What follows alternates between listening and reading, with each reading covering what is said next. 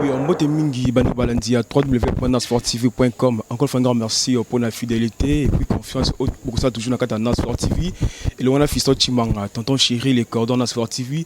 Mais là, beaucoup moment mingi pour le Nasport TV, le mais répète le Bella, Fondation Aboumento, on a ministère international du combat de la foi.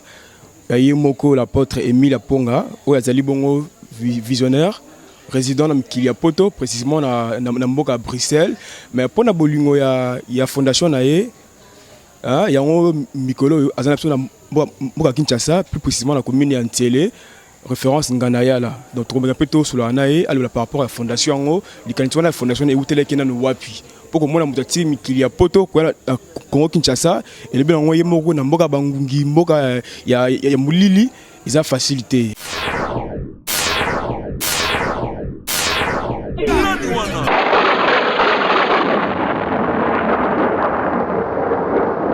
Apôtre Émile. Bonjour. Oui, merci beaucoup papa. Quand nous le au début, tout la fondation et vous wapi. Pour que mon tiki mikili poto, mikili bato ebele na mokili ba kufelaka. Mais on dit mot que mikili poto quoi na Kinshasa, quoi la fondation. Na ebité idée wana ewutela kana wapi. To likanisi wana ebanda kiboni. Merci beaucoup. Soki bato ba kufelaka mikili. Mais ils ont bien koyebisa bateau. Il faut qu'on fasse la lola. Pour m'utiliser lola te. Voilà. Donc, idée à fondation, ils ont idée n'angaïté, ils ont kobengama. Ils ont appel, nous avons à bengaka. Bateau na musala nae, moto na pa nae na bilanga kolo. Nde biso to bengami. Na kolo pour na bilanga oyo, il y a amour du prochain. Voilà. Et comme si papa, comment on a un homme de Dieu, au na Kinshasa, où il faut investir dans propre fond dans Moko. Pour la plupart, dans Kinshasa, pour ne pas s'évaluer la face, parce que comme plus mieux, il faut y aider à s'enrichir. Il y a bonga, ta mon ami tout cas, ta l'autre bande comme nene, contact il faut comment donc aliambo bandimi.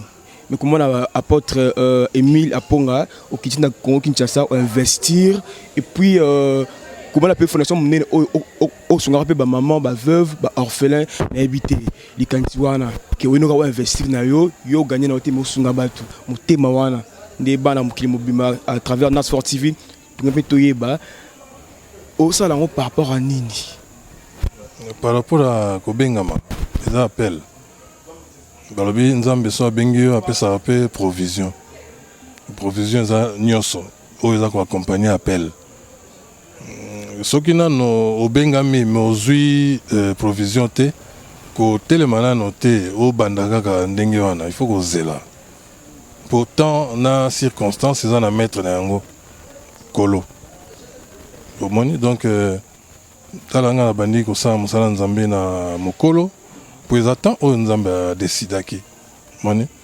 apesa abengi yo atalisi yo nzela par nini na kasi bilanga na ebongi yo o sala pe apesi yo provision oyo bengi investissement izande provision nzamba permettre pour ngai moto na oleka biloko yo tikala voilà.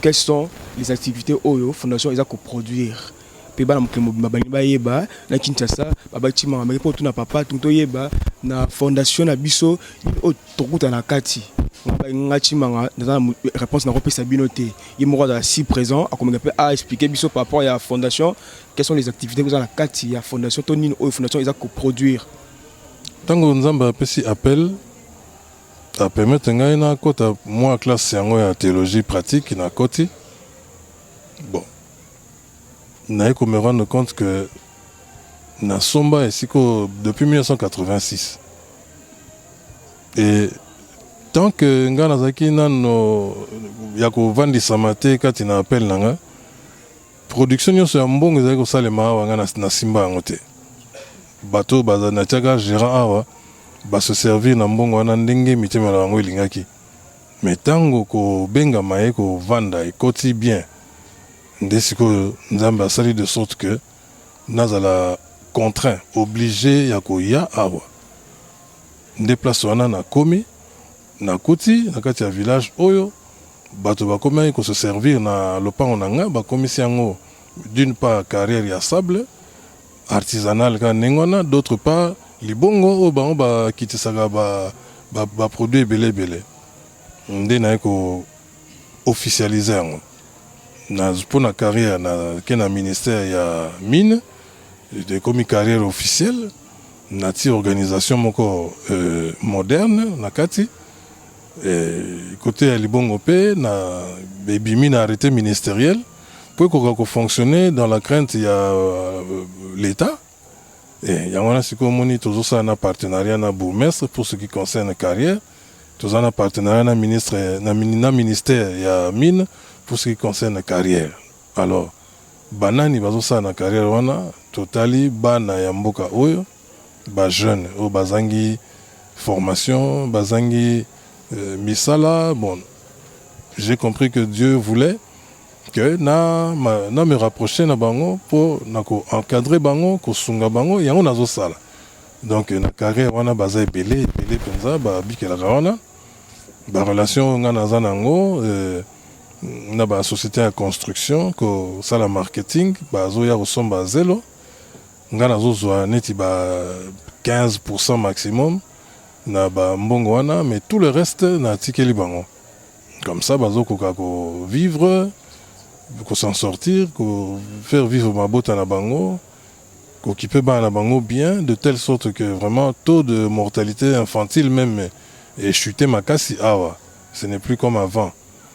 Et puis ba phénomène ba délinquance juvénile wana ba bengi kolona.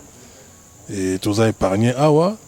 Voilà, bon, en même temps, le kola ba tata ba kendara mingi liboso pour na basala misala makasi ba papa batiki ba maman ebele ba veuve ba alia bazo mona pasi biso siko na moins 15% tozaka wana tozako sunga bango na ba orphelin ko salisa bango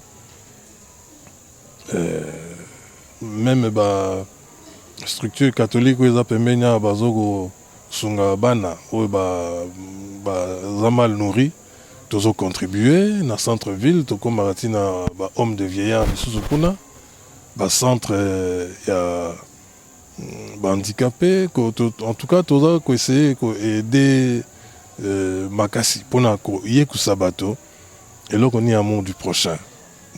Dieu nous dit, Jésus-Christ nous a dit, allez, faites de toutes les nations les disciples. Alors, je vous donne un commandement nouveau. Aimez-vous les uns les autres comme je vous ai aimé. Comment Jésus-Christ nous a aimés? Il s'est sacrifié pour nous. Et il dit, à ceci, tous reconnaîtront que vous êtes mes disciples si vous vous aimez les uns les autres. Donc le disciple, c'est celui qui a atteint le niveau du bon samaritain. C'est celui qui a compris Matthieu 25, 31 à 40. Car j'ai eu faim, vous m'avez donné à manger. J'ai eu soif, vous m'avez donné à boire. Raison pour laquelle, Batobakoti, Lola. Celui qui a compris ça, c'est le disciple de Jésus-Christ. Il faut aimer son prochain pour ressembler à Dieu. Atiki kitina bokonzi, alandi awa. Quel amour!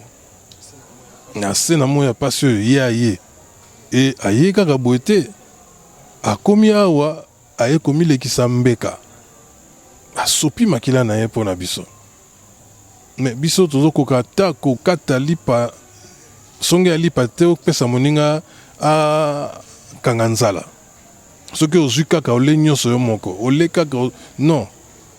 Si tu as ton église, mais où est ton orphelinat? Tu dois avoir une église et ne fût-ce qu'un orphelinat où tu vas faire les œuvres de ta foi. Si tu as une église, mais tu dois aussi avoir un centre qui héberge les enfants abandonnés où tu vas secourir, ne fût-ce que ça va monganga moko par mois. Ça tellement mabo makasi. Mais ici, Je crois que dans le mouvement réveil et il faut ajouter maintenant cet aspect-là. La foi toute seule ne sauve pas. La Bible le dit. Il faut joindre à la foi les œuvres. C'est la foi et les œuvres qui sauvent. Ce qui, aux akara la foi pamba, eh bien, tu serais étonné au côté de la thé. Je suis beaucoup senti que Moussa et Nzambe a posé, a la maîtrise pour Alba O Nzambe a inspiré quoi. Tous les qui na question o dit papa tout quoi ba existence il y a ministère international du combat de la foi et bana qui na mbula nini. Tout comme Kolanda 7e année en hein. Peut-être un peu plus. Tant que comme formel. Oui oui. Tant qu'on appelle comme qu'on se faire sentir moyen qu'on évite en les sous-sauter. Bon, parce que moi je me disais non, banaba mike, navanon, nabango, napotokuna, tout ça. Mais finalement le Seigneur a fait en sorte que nous allons obligé de me déplacer nayati et pas beau. Et depuis que je suis là, oui, nous avons de temps en temps, mais il y a mais la Bible nous dit que Jésus-Christ allait de ville en ville et de village en village. La question suivante est que papa, ceux qui te connaissent, moi, précision, la carte il y a Lingomba, moi, programme il y a Mayangani, la carte il y a ministère, programme dans un jour, et les garandings, programme dans Binoa. Au moni, n'engo moni, tout si c'est dans travaux. Nous avons que nous sommes en train de construire. On n'a pas encore terminé. Malgré que ceci soit noté, malgré l'état et cela ne doit pas nous empêcher de travailler. Hein? Jésus-Christ allait même maintenant à Libanda, tout ça. Il y a un bisopé totalite, zelati, silisa. Non. Tobanda. Il y a un moment où bandina na état na kati ya chantier bisopé tozaka wana. Mais non on tout sali nini ouverture officielle té. Non to inauguré temple té. Mais n'engo moni tozako œuvrer non na kati ya chantier déjà tozako œuvrer. Je crois que ça devrait encourager ceux qui ont reçu l'appel et qui attendent de commencer. Dès que provision est mouké monani, banda déjà, parce que la Bible nous dit que nous sommes dans les temps de la fin, les jours sont mauvais. Alors si vous devez apporter un message, en tout cas, il faut se lever le plus tôt possible parce que on ne voit pas. Cette fois-là, donc dans le mouvement du réveil, il faut passer maintenant aux œuvres aussi. Les œuvres de la foi doivent se faire voir. Il faut qu'au linga moninga, comme le Seigneur le dit, à petits enfants, n'aimez pas en parole seulement. Il faut aimer en acte. Il est temps que le chrétien, surtout le chrétien congolais, aime maintenant en acte. Le prochain thé. Comment tu vas dire à Dieu je t'aime? Tout ce que tu diras à Dieu, Dieu ne te croira pas. Parce qu'à il est écrit chaque fois que Bosali le Kambo Bolam n'a plus petit entre mes frères, c'est à Dieu que vous l'avez fait. Mais quand vous ne faites pas, c'est aussi à Dieu que vous ne faites pas. À mon avis, il faut banga. Il faut que nous lukambangu orphelin là yo préféré et si kayo kenago ça la du bien à tes prochains au bazar les plus petits d'entre tes frères. Moni pour okokisa pour ça yanzambe. Pour que l'église pour la foi non mais il faut aller aussi là-bas. Voilà. Moi précision fondation Ezali groupe de prière ils ont vraiment une église réelle ou une église confirmée. Pour tu appelles ma groupe de prière Izalaka.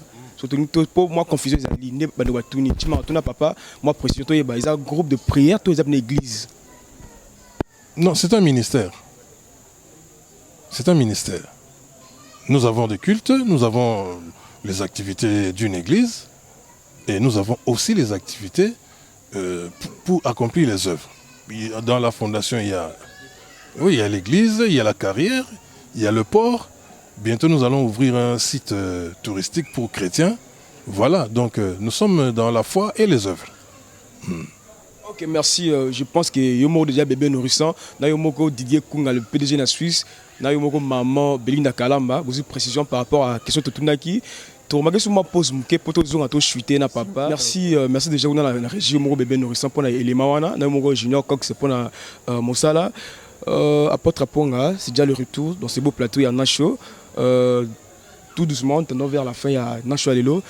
Moi, moi, par rapport à la fondation, vraiment, c'est une très bonne idée.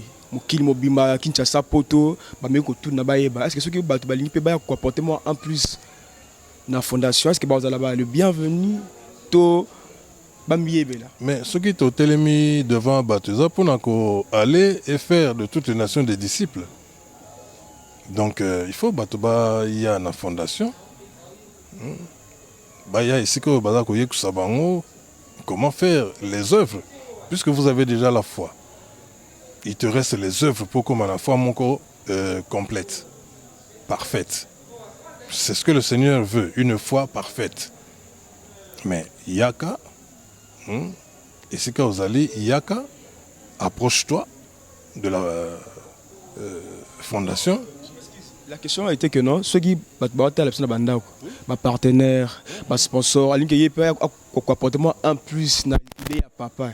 Est-ce que vous avez le bienvenu to a moi ko banga wana yo précision. Est-ce que ce baye papa a na maboka ko formato ndeni pour bon pe assister ba moi aide na kati ya kaniti papa.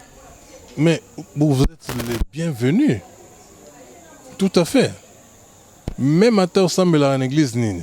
Mais il faut venir Yaka. Yaka ensemble la rapé awa bon auto ensemble puisque nous avons un programme tout ça va tourner na ba orphelinat ba tebele bazo kanisa ba disciples de Jésus-Christ kaka na gondima pamba, mais en réalité ils ne le sont pas. Avant d'être pasteur, il faut d'abord être disciple. Tu peux être chrétien mais tu n'es pas disciple. Or Dieu veut des disciples. Jésus-Christ ne cherche pas des chrétiens, il cherche des disciples. On a bien aller. Faites de toutes les nations des disciples. Voilà. Et la facilité aux disciples. Il faut prouver. Que si vous gagnez 1000 francs, tu es capable d'enlever 500 ou bien 300 ou bien 200 francs. 1000 francs, aux 200 au PC pasteur, au PC dans l'église. C'est très bien. Il faut payer ça 10 000, il faut payer ça offrande et tout et tout. Et comment on appelle réellement, Nzamba font là, bikouke, na sewa, au pambola musana yo, au pambola boémé, kobo sanate. Si vous avez investi dans l'eau, la terre, là tu investis sur la terre. Mais pour investir, il y a l'eau là, il faut même la mbongo ndambu na orphelinat. Il faut même mbongo ndambu na babola. Comme ça, il peut briquer les autres tonga makuna. Malé malembe, mokolo ba obenga yo kutinda ko basi batonga. Mais ceux qui ont payé sagate. Oko kamata Matthieu 25 ou na 41 à 46. Okomo na plan nini pas nini tango yozo pesa te ndako nezo tonga mawapi. Sozo pesa te ndako nezo tonga mana en fait. Olingo kusunga ba bola te. Oui, na mokilo o vivre kitoko. Ozaki malade okobele okobika okozwa mabala bona mais lola okokota te. Tango oloba pona nini ba mais na sina pesa nyonso na sete. Ozwaki nyonso. Mais awa tonga kite. Voilà. Et on a au monde, c'est pour les pauvres. Il faut leur apporter ça si tu veux vraiment rencontrer le Seigneur un jour. Voilà. Ok, merci pour ma précision par rapport à un ministère. Vous êtes le seul pasteur ou vous avez un collège pastoral? Tout le monde a précision. Est-ce que papa Zaye, mon côté, vous avez un collège pastoral, précision. Je ne suis pas seul. Le bon moko Soukola Elongité. J'ai des collaborateurs, des hommes de Dieu qui sont avec moi. Ils sont ici. Si vous voulez. Ils sont là, oui. Ok, merci.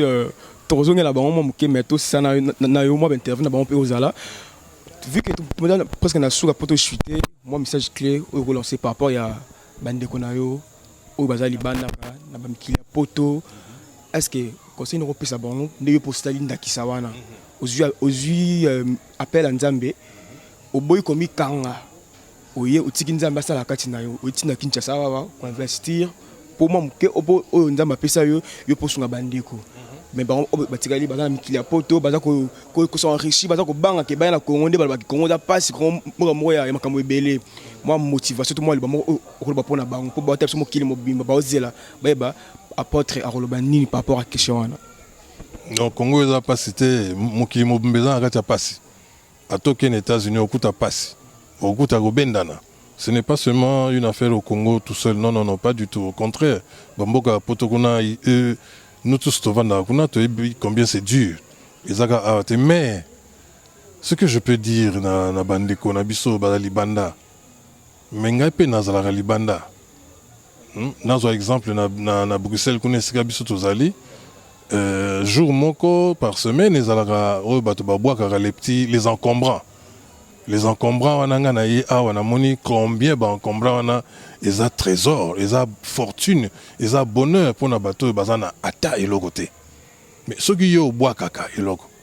Mais au lieu bois on a balabala, bois quand on a un conteneur moko, bisoto sangi sango, to me melabao bazata et logoté. On a indépendant et logo qui toko o ngai, ce qui t'a on a qui n'a tourné en ballon na poto, yango na que nous lobela bango, o na moni awa, na auto ko sala. Moni po na poto kuna babwa kaka biloko ndenge na ndenge mais awa moto akoki azangi même chemise olata na nzoto oya yo nzuluka wana mais ya okolata ngo moni abombika nzoto pe azana esengo ndenge abomi nzoto badra sani, verre, biloko ebele. Il y a des gens qui boivent l'eau net tout ça. Na mona na rivière azo mais la mai balé na maboko boy. Ça me fait mal. Très mal. Mais pourquoi pas tout ça là bango puis moko awa. Ata régie des eaux communales non ate. Mais tout ça ata puis moko il y a eau potable. Pour les eaux boma mai wana. Bato bakenaka wese wana. Petit besoin ka wana nyonso ka wana eza pasi moni donc yo zakana libanda oyebi muke oyo zozwa izo permettre yo makam susupe au bois kakana yo bien te mais siko biso tuza installé awa na mboka na biso to kangi maboko te alors mais soutenez-nous aidez-nous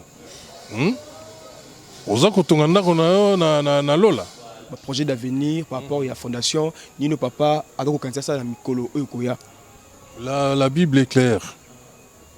Montre-moi ta foi sans les œuvres. Moi je te montrerai ma foi par les œuvres. Voilà, il est temps maintenant de montrer à Dieu qu'on l'aime. Pas en parole, mais en la vérité et la vie. Alors, si tu veux être comme Jésus-Christ, crois et agis. Qu'est-ce que nous attendons? On attend quoi? Il faut maintenant montrer que nous aimons Jésus-Christ.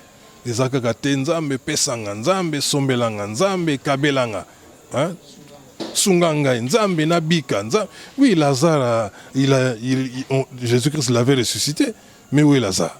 Il est encore mort. Donc, il faut penser à demain. L'avenir se prépare aujourd'hui. Pense à ton avenir. Ton avenir est à Lola. Comme Bana préparé. Ça, c'est le message. Que tu sois serviteur ou servante de Dieu. Si tu n'as pas de compassion, si tu n'as pas d'amour du prochain, tu ne ressembles pas à Jésus-Christ. Tu parles de Jésus-Christ, mais tu n'es pas de Jésus-Christ. Tu n'es pas à lui. Il ne te retiendra pas. Tu vas regretter. Quand on parle de ce jour-là, il y aura des grincements de dents. Mais ce n'est pas les gens du diable qui vont grincer les dents. Eux, ils savent déjà qu'ils iront en enfer. Ceux qui vont grincer les dents, ce sont ceux qui avaient cru qu'ils sont de Dieu et qui se rendront compte qu'ils n'ont pas été de Dieu. C'est ceux-là qui vont regretter.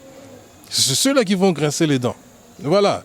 Donc, ce message, ce que Zuyo Place aux Alliés commence à voir la vie d'une nouvelle manière par rapport à la Bible. Il faut que tu fasses les œuvres qui vont prouver ta foi. Sinon, tu as une foi vaine, morte. Voilà. Je ne sais pas s'il y a un numéro de téléphone, contact par rapport à tout ce qui s'est passé ici au Tolobia ndeko moko afanda na ndako et touché ça les mois pas habité rappelle moi mukena zana wa na otika porte boité par rapport à fondation na fonga pe na tia le bogo parce que moi nzela singa oya kozwe la porte moi numéro de téléphone sur ezali et sunga bandeko ba ta biso. Oui, 00243 82 56 37 617. 00243 82 56 37 617. Sinon, alors vous contactez voilà, la chaîne de télévision et tout de suite le contact sera établi. Que Dieu vous bénisse. Merci, merci pour se séparer. Il y a une petite question Bombaki, comme question surprise. Souka, Tuna papa. Papa, pourquoi pas au pensée qu'il faut remplacer papa dans le ou à qui cause la coach ya Vita. Au pensée qu'il n'a pas que non, n'est pas passé à la case, la coach ya Vita, on a Emile Laponga, le bleu binga pina la Nanzela wana. Il en a il a raté. Bon, je crois que s'il a été président de l'SV Club, c'est Dieu qui a voulu qu'il en soit ainsi. Bon, pour moi, je me rends compte que Dieu a voulu que moi, je sois plutôt quelque part coach ou président aussi, ou si vous voulez, conducteur na fondation. Donc, on a orientation Onzamba Pesagiye, Nabo Moinaye. Je me rends compte que Oyanga orientation Yango. En fait, c'est pas vraiment moi qui décide, hein, c'est Dieu. Une question pour toi, me rappeler papa. Un petit mot gentil par rapport à Nasfor TV et Nabison de beaucoup ça là couvrir ma caméra papa. Moi un petit mot gentil pour la Nasfor TV. En tout cas, Narcisse, d'abord, c'est moi. Ça fait tellement des années. Donc, Narcisse, c'est ça. Il y a Yanaleki, il y a Makila, il y a Libela. Donc, il y a beaucoup de choses. Donc, yanga Narcisse bloba poka naza mukolo mingi koleka mais za bana mapasa. Merci beaucoup, je pense que papa a bien parlé, il a bien expliqué, il a mis le point sur le i. Quand moi Fisson Chimanga, je dis un grand merci pour maman, toute mon équipe technique, comme Nayo Moko, bébé nourrissant, mon boss, Francis Kalamba. Merci beaucoup dans le montage pour la régie, depuis Suisse, Bambote Ebele Bele, Nassima Caméra, Montréal, Gino Cox, merci beaucoup pour la Bolinga Mosala, et Baïbanaka Kane Zalaka, Namoni Yomoko, le PDG d'Idée Kong en Suisse, Bambote Ebele Bele, sans oublier Mishka, Chitok depuis Paris, maman Evian, Moté Mayadie Donné, Nayomoko, l'autre Molicho, grande dame à Paris, Bambote Ebele Bele Bele Bele, maman Esther Bitota, Bambote Ebele Bele, Moté papa Albert Mukenge, maman Véronica, Véronique, Bambote Ebele Bele, Véronique Milolo, Bambote Ebele Bele, Moté Maya Willy Monse, Yo Yangwana, Nayomorope, maman Madodi Yoyi, depuis Canada quoi pour aller l'autre suki wana car ne papa le bail qui na etonga topé na fondation ça yemo côté na ba collaborateur na ye tout déjà papa na biso za ba a remettre un peu à se présenter to yeba nani oye pas na kati na fondation to na lingomba papa mbote na yo mbote kombo nani pasteur José quand ne papa le bail qui te bité na kati na etonga to na fondation ni apport na yo na kati na église ça arozani moi en plus oyo baksa to yeba. Merci naza moko ya mota musisi ma papa Zaline Thomas visionnaire na kati ya etonga na biso. Alors ngaza la pasteur église ozo occupé ba programme spirituel nyonso eza maboko nanga bazawa akomeka pe apesa kombo na ye plutôt yeba rôle nini aza ko jouer na kati na fondation to pe na ministère ya apôtre Emile Laponga sans plus tarder mbote no papa mbote visite na une orphelinat. Il nous avait quand même expliqué clairement ce qu'est la vision. C'est ce qui nous a permis de donner aussi notre maître d'association pour aussi faire avancer cette œuvre. C'est un peu par rapport à cet aspect des choses. Oui. Okay, merci beaucoup, merci. Bonne soirée. Mbote mingi. Kombo. Ngai frère Nikez Ngama, nazali chef ya département ya musique na kati ya ministère ya papa na omke nzambe apesa na biso. Merci. Merci tous autant mingité. Merci beaucoup pour la gentillesse na yo. Nazo remercier bino mingi, merci. Merci beaucoup. Pour aujourd'hui, c'en est fini. Je veux dire, Nacho Lelo, tu vas rappeler tout ce qui sera main. Vous avez compris que non, Nacho Lelo, tu es dans un molo poyo.